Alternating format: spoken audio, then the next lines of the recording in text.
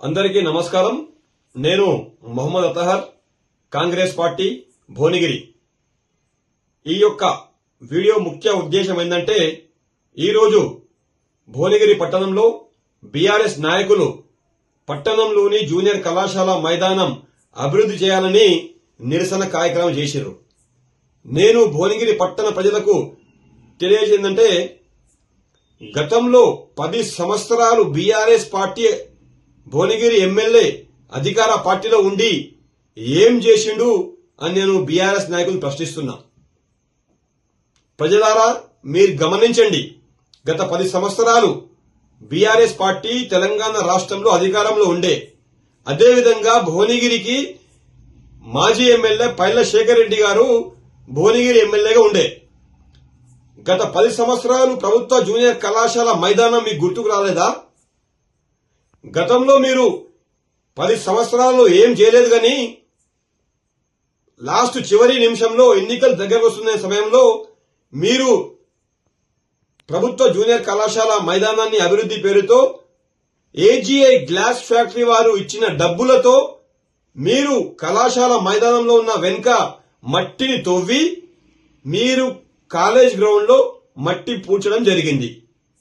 ఇంకొక ముఖ్య విషయం చెప్తున్నా, బీఆర్ఎస్ నాయకులారా, మిమ్మల్ని నేను సూటిగా అడుగుతున్నా. మీరు అన్ని క్రీడలకు అనుగుణంగా ఉండే కళాశాల మైదానాన్ని కేవలం క్రికెట్ స్టేడియం చేసి ప్రైవేటు వ్యక్తులు కట్టబెట్టే ఉద్దేశంలో ఉండే. ఇది నిజమా కాదా? గతంలో ఎన్నో సంవత్సరాల నుండి అథ్లెట్స్ గాని, అటు ఫుట్బాల్ క్రీడాకారులు గాని, హాకీ గాని, జిల్లా స్థాయి క్రీడలు గాని ఈ జూనియర్ కళాశాల మైదానంలో జరిగేవి. అలాంటి మైదానాన్ని మీరు కేవలం క్రికెట్ స్టేడియం చేసి ప్రైవేట్ వ్యక్తులకు కట్టబడే ఉద్దేశంతో ఉంటే, అప్పట్లో మేము ప్రతిపక్షంలో ఉండి కొట్లాడినాం. ఇది కేవలం క్రికెట్ స్టేడియం కాదు, అన్ని క్రీడాకారులకు, వాకర్స్ గాని, అథ్లెట్స్ గాని, జిల్లా స్థాయి క్రీడలకు గాని, ఫుట్బాల్ గాని, ఈ విధంగా అన్ని క్రీడలకు అనుగుణంగా ఉండాలని మేము కొట్లాడినాం. అప్పట్లోనే వారు క్రికెట్ స్టేడియం కొరకు కళాశాల మైదానంలో టర్ఫ్ గురించి తవ్వడం జరిగింది. అయినప్పటికీ మేము అప్పటి కలెక్టర్ గారు పమైల సత్పతి గారి దగ్గరికి వెళ్లి కలెక్టర్ గారితో మాట్లాడి, ఇది కేవలం క్రికెట్ గ్రౌండ్ కావద్దు, వాకర్స్ గాని, అథ్లెట్స్ గాని, ఫుట్బాల్ గాని, హాకీ గాని, జిల్లా స్థాయి అన్ని క్రీడలకు అనుగుణంగా ఉండే విధంగా దీన్ని తయారు చేయాలని మేము కొట్లాడితే అప్పటికప్పుడు మేడం ఆర్డర్ ఇచ్చి అక్కడ జరుగుతున్న కేవలం క్రికెట్ గ్రౌండ్ ని ఆపి ఆ టర్ఫ్ కోసం తవ్విన బొందను పూడ్చివేయడం జరిగింది.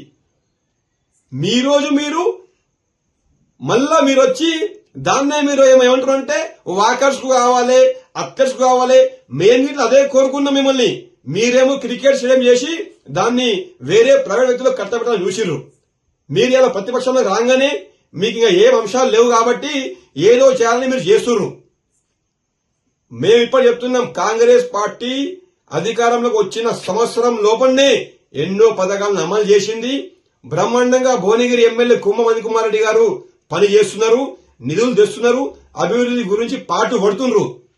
మీరు చెప్పినంత మాత్రాన ఏదో మేము చేస్తాం అనుకో. డెఫినెట్లీ ఆ కాలేజీ గ్రౌండ్ మైదానం ఎమ్మెల్యే గారి దృష్టిలో ఉంది.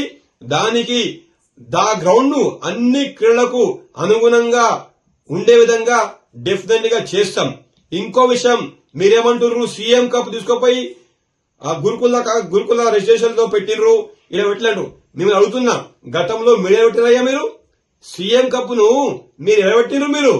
మీరు పెట్టిన అలా కాదా? తర్వాత మేము లొల్లి పెడితే చివరి నిమిషంలో మీరు చివరి ఆటలు ఆడిపించిరా. ఇవాళ మీరు ప్రతిపక్షంలో ఉండి ఏదో కార్యక్రమాలు చేయాలని మీరేదో ఫ్లెక్సీలు పట్టుకొని ఎమ్మెల్యే డౌన్ కాంగ్రెస్ పార్టీ నడవదిడా. ప్రజలన్నీ గమనిస్తున్నారు. ప్రజలు గమనించారు కాబట్టి పదేళ్ల మీ యొక్క పిచ్చి పాదను చూసి విసిగిపోయి మిమ్మల్ని అలా ఇళ్లకే పరిమితం చేసిర్రు. మళ్ళొకసారి చెప్తున్న బీఆర్ఎస్ నాయకులారా, మీరు గతంలో 10 సంవత్సరాల్లో చేసిన పొరపాట్లు కాంగ్రెస్ ప్రభుత్వం చేయదు. కాంగ్రెస్ ప్రభుత్వము ప్రజలకు అన్ని విధాలుగా సౌకర్యవంతంగా ఉండే విధంగా పరిపాలన చేస్తుంది, కార్యక్రమాలు చేస్తుంది. డెఫినెట్లీగా ప్రభుత్వ కళాశాల మైదానాన్ని ఏ విధంగానైతే చేయాలో అన్ని రకాల క్రీడాకారులను వారితో మాట్లాడి వారికి ఏ విధంగా సౌకర్యవంతంగా ఉంటుందో ఆ విధంగా డెఫినెట్లీ కాంగ్రెస్ ప్రభుత్వం చేస్తుంది. అంతేగాని మీరేదో పిచ్చి పిచ్చి నిరసనలు చేసుకుంటా పిచ్చి పిచ్చి మాట్లాడకు. ఎందుకంటే మీరు గతంలో 10 ఏళ్లు పాలన ఉండి మీరు పట్టించుకోలేదు. చివరి నిమిషంలో ఎన్నికలు వస్తున్న సమయంలో మీరు ఏజీఏ గ్లాస్ ఫ్యాక్టరీ ఇచ్చిన డబ్బులతో మీరు కార్యక్రమం చేసిన, అంతేగాని సొంతంగా మీరు డబ్బులు తెచ్చింది లేదు. ఒకవేళ మీరు ప్రభుత్వం నుంచి నిధులు తెస్తే ఆ నిధులు ఏం చేసిర్రు, ఆ లెక్కేందో, ఏజీఏ గ్లాస్ ఫ్యాక్టరీ ఎన్ని డబ్బులు ఇచ్చిండ్రో ఆ లెక్కేందో అది మీరు చెప్పాలి. ధన్యవాదాలు.